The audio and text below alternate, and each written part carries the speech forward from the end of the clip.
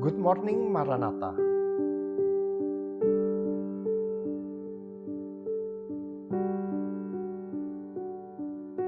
Saudara-saudari yang terkasih, pada hari ini Sabtu 1 Februari 2025, kembali kita akan sama-sama merenungkan sebagian dari firman Tuhan. Dan sebelum kita memulainya, baiklah mari kita sama-sama satukan hati kita di hadapan Tuhan. Mari kita berdoa. Tuhan Allah Bapa yang baik, kami bersyukur untuk nafas kehidupan yang masih Kau berikan kepada kami di hari ini. Terima kasih Engkau masih memberikan juga kami kesempatan pada hari ini untuk kembali merenungkan sebagian kecil dari firman-Mu. Ya Tuhan, kami percaya untuk setiap firman yang kami dengarkan dan renungkan, semuanya sangat berarti bagi hidup kami, karena itu menjadi jalan Engkau memimpin hidup kami. Untuk itu ya Tuhan, biarlah kiranya Engkau sendiri yang membuka hati dan pikiran kami. Mampukan kami tidak hanya memahami, tetapi juga melakukan kehendak-Mu. Terima kasih Tuhan. Demikian doa ini yang kami panjatkan di dalam nama Tuhan kami Yesus Kristus. Amin. Baiklah saudara-saudari yang terkasih, hari ini renungan kita mengambil tema mematahkan stigma yang diambil dari Yohanes pasal 1 ayat 43 sampai 51. Secara khusus kita akan mendengarkan Yohanes pasal 1 ayat 46 yang berbunyi demikian. Kata Nathanael kepadanya, "Mungkinkah sesuatu yang baik datang dari Nazaret?" Kata Filipus kepadanya, "Mari dan lihatlah." Kalau lahir dari keluarga yang broken, pasti hidupnya tidak baik. Sudah ada bibit yang tidak baik. Pernahkah saudara-saudari mendengar pernyataan seperti ini? Atau pernyataan seperti demikian? Kalau dari kampung, ya pasti kampungan, tidak pintar dan terbelakang. Statement negatif seperti yang baru saja diungkapkan ini adalah contoh dari stigma. Stigma adalah persepsi keliru yang ditempelkan kepada orang lain.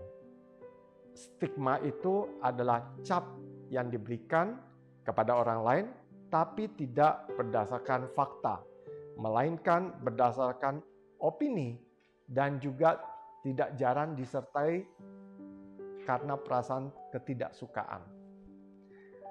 Pertanyaan Nathanael, mungkinkah sesuatu yang baik datang dari Nazaret? Hal ini muncul karena selama ini Nazaret dianggap sebagai kota yang jahat. Karena itu, yang baik diragukan bisa datang dari Nazaret. Kalau keburukan, biasanya pasti datang dari sana.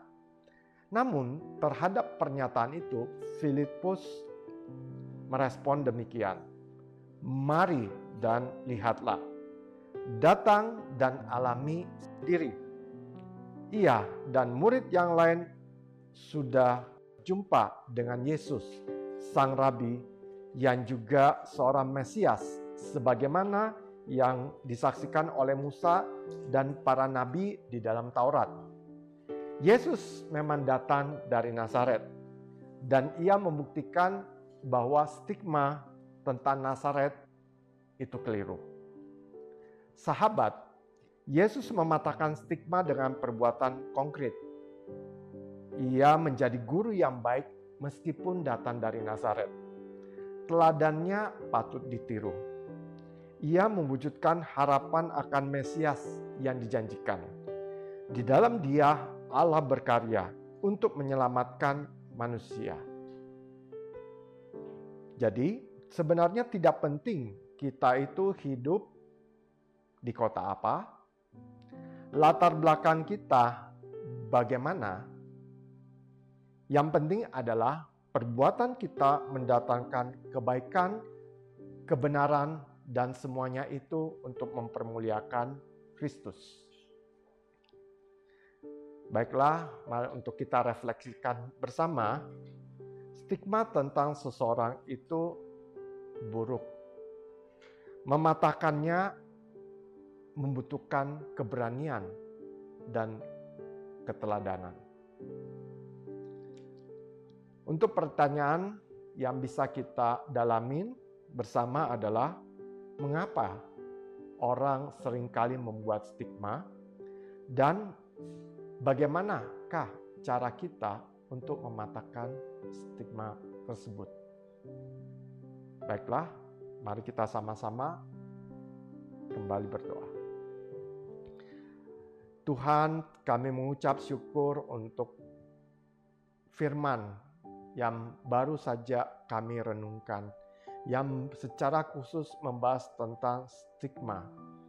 Ya Tuhan, kami mohon ampun kepadamu jika kami sendiri seringkali memberikan stigma yang jelek terhadap sesuatu, padahal itu bukanlah sesuatu yang berdasarkan fakta, tetapi lebih sering berdasarkan opini dan ketidaksukaan kami.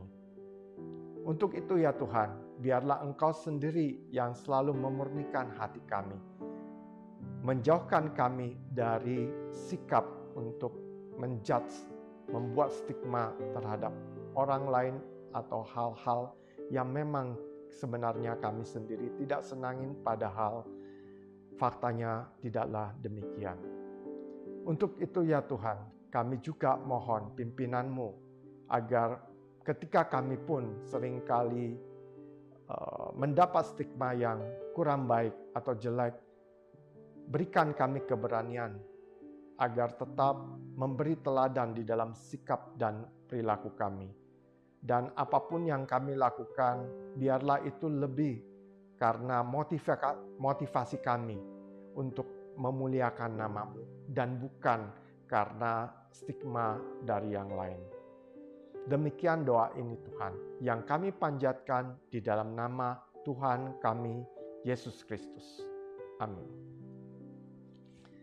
Saudara-saudari yang terkasih, pada kesempatan ini juga kita akan kembali bersama-sama membacakan visi dan misi Universitas Kristen Maranatha.